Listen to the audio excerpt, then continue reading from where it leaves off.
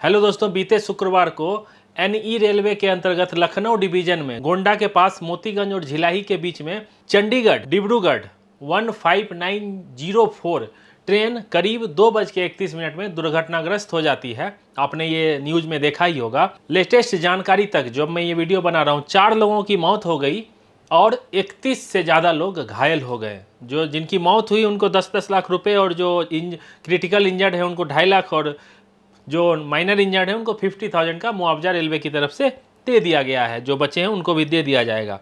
इसकी initial report आई है, उसमें क्या कुछ कहा गया है। कमीशन ऑफ रेलवे सेफ्टी की इस पे जांच होगी और उनकी जो डिटेल रिपोर्ट आएगी वो पूरी तरह से मान्य होगा और उनको ही माना जाएगा। लेकिन जब भी कोई घटना होती है तो उसका एक इनिशियल रिपोर्ट दिया जाता है। उस रिपोर्ट में क्या कुछ कहा गया है वो मैं बताने की कोशिश करूंगा। लोको पायलट के बयान के अनुसार 2:28 में जब मोतीगंज स्टेशन को क्रॉस कर रही थी ट्रेन, तो स्टार्टर लेट ऑफ होने पर 25 किलोमीटर की स्पीड हो गई थी ट्रेन के। लेकिन फिर ये सिग्नल जो है थ्रू हो गया, मतलब ग्रीन हो गया, तो इन्होंने अपनी रफ्तार को बढ़ा दी। किलोमीटर 638 पे इनको एक जोरदार झटका लगता है और जब ये पीछे मुड़ के देखते हैं, ये इमरजेंसी ब्रेक लगाते हैं, पेंटोग्राफ को डाउन करते हैं, जब पीछे मुड़ के देखते हैं तो इनको एक धूल का, मतलब आप कह सकते हो पहाड़ जैसा दिखता है और पीछे की कोच डिरेल हो जाते हैं। लगभग 19 कोच इसमें डिरेल हुई है। 3 जो है काफ़ी बुरी तरह से डिरेल हुई है और इसमें ही लोग मरे हैं। आगे एक जनरल का भी कोच था। तो इसमें लोको पायलट का कहना है जब ये गाड़ी में इमरजेंसी ब्रेक लगी थी तो 80 किलोमीटर उसकी स्पीड थी। उसी में असिस्टेंट लोको पायलट का बयान लिया गया, वो भी सेम ही कहा गया। और ये संयुक्त कमेटी ने जो जांच की, इसमें बताया इसमें पटरी का इशू था। जो इसमें निष्कर्ष निकला है, इसमें इंजीनियरिंग डिपार्टमेंट जो रेल के ट्रैक पे काम करती है, senior section engineer, keyman, gangman, पूरी टीम, उनको दोषी ठहराया गया है। जो कीमैन, आपको मैंने कीमैन का भी वीडियो बना के बताया, उनकी जिम्मेदारी रहती है 3 किलोमीटर जाना, 3 किलोमीटर आना, उस ट्रैक की निगरानी करना। कुछ भी अगर दिखती है तो तुरंत उनको अपने एसएससी को बताना है, उनके ग्रुप लीडर को बताना है और वो इन्फॉर्म करेंगे स्टेशन मास्टर को और किसी भी प्रकार की दुर्घटना को रोका जा सकता है। इससे पहले भी मैंने एक वीडियो में बताया था कि एक ट्रैक जो है वो टूटा हुआ मिला था। तुरंत उनमें महानंदा एक्सप्रेस को, पिछले साल की ये घटना है, रोका गया था और उनको बाद में अवार्ड भी मिला गया था। पटरी टूट गई थी। तो इस तरह की चीज़ें जब भी दिखती है तो कीमैन अपने एसएससी को, सीनियर सेक्शन इंजीनियर को इन्फॉर्म करते हैं और उनको बताते हैं कि ये चीज़ें हुई है। और ये ऑडियो क्लिप आप सुनो, इसमें आपको चीज़ें देखने को मिलेगी। इसमें भोजपुरी में भी कुछ चीज़ें बताया गया है। इनमें कहा गया है कि ये प्रॉब्लम दिख रही है मुझे, लेकिन उन्होंने क्या कहा आप इस खुद ही सुनो। कह रहे कि मिलनवा पे लेनिया कुछ गड़बड़ लगती है। हाँ, मिलान पे बिल्डिंग से पछू। हाँ, बताए तो है यार इंचार्ज को, हाँ, बताए तो है इंचार्ज को। हाँ, हम देखे थे एक दिन जा करके, गड़बड़ तो है ही है। बहुत गड़बड़ लगती है लाइन। ये बताइए, आप पहले सूचना दे दिए थे ना इस बात की? हाँ भैया, सूचना 4 दिन से हम देखा थे। हाँ 4 दिन से हम चिल्लाते हैं, फोन पे रिकॉर्डिंग भी है। हाँ हाँ।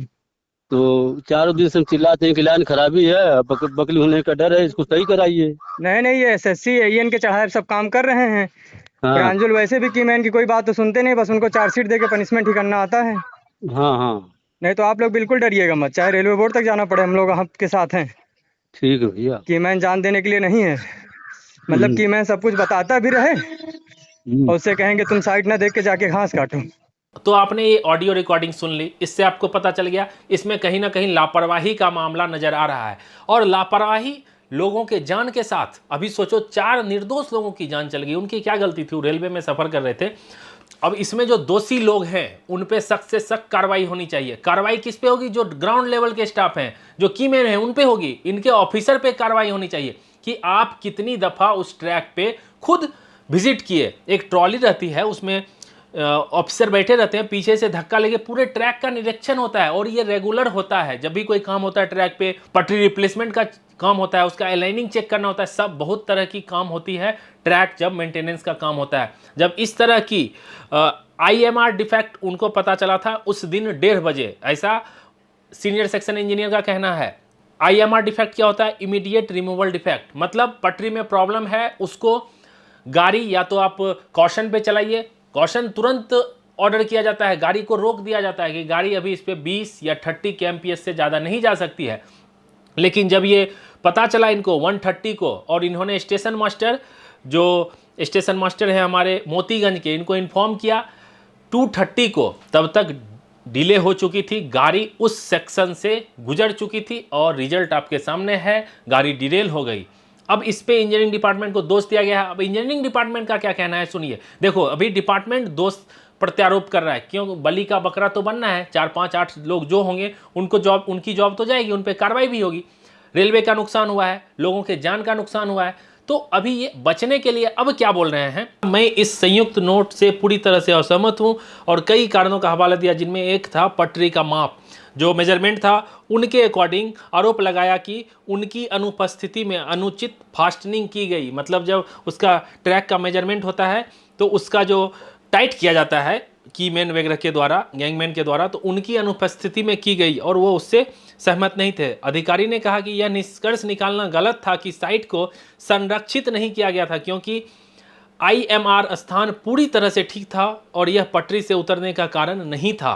तरह तरह का उनका जो अपना डिफेंस है, डिफेंस में पॉइंट रखना है वो रखे हैं। जो ट्रैक का मेजरमेंट होता है उसमें कुछ इशू थी, उसमें सही से लगा हुआ नहीं था और उसकी वजह से गाड़ी डिरेल हो गई। और ये भी कहा गया कि लोको पायलट की इनप्रॉपर ब्रेकिंग की वजह से भी डिरेल हुई है। तो ये आरोप प्रत्यारोप चल रहा है। देखो CRS इसका दूध का दूध पानी का पानी कर देगी, सब रिपोर्ट निकाल के देगी और उस रिपोर्ट को सबको मानना पड़ेगा। अभी इनिशियल रिपोर्ट है तो आपस में ये लोग झगड़ा कर रहे हैं, लेकिन हम जैसे लोग रेलवे से ये पूछना चाहते हैं कि लोग अपनी जान पे खेल के कब तक रेलवे में सफ़र करते रहेंगे। लोगों के पास कोई दूसरा ऑप्शन नहीं है, ट्रेन के अलावा आप कहाँ सफ़र करोगे। फ्लाइट इतनी महंगी हो गई है, आम लोग जो है, जनरल पब्लिक है, मेजॉरिटी इंडिया में इतनी ट्रेनें चलती है, सब में खचाखच भीड़ रहती है और लोग उसमें सफ़र करते हैं क्योंकि उनके पास कोई ऑप्शन नहीं है। कितनी बड़ी दुर्घटना हो जाए फिर भी आपको ट्रेन खाली नहीं मिलेगा।